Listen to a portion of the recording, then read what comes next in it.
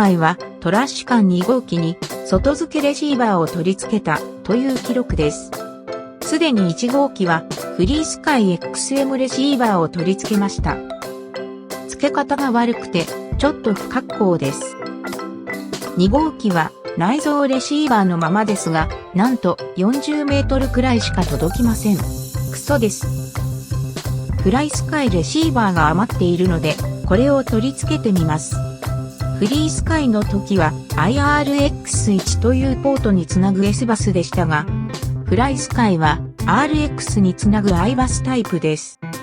トラッシュ缶 75mm はスマートオーディオが UART1 に設定されているので RX2 につなぐことにします。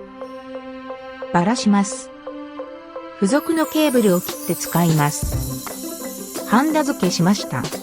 ある程度組み立てたらベータフライトコンフィグレータに接続します。ポートを修正。基本設定は受信機モードとプロトコルを変更します。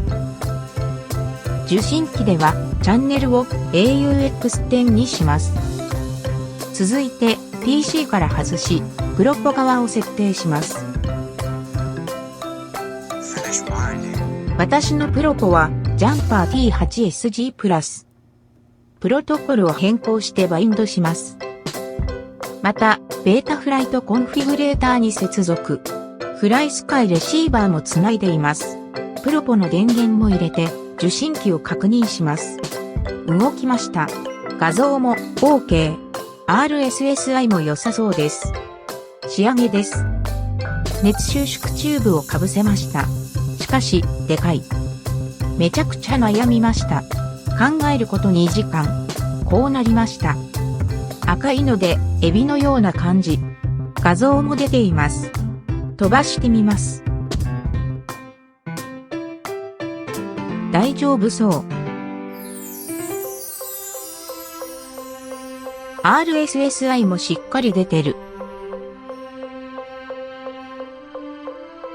ところが、低空で飛ばしたら、落下。200メートルくらいかな。ちょっと壊れました。今回の教訓は、外付けレシーバーは高価、大。過信は禁物。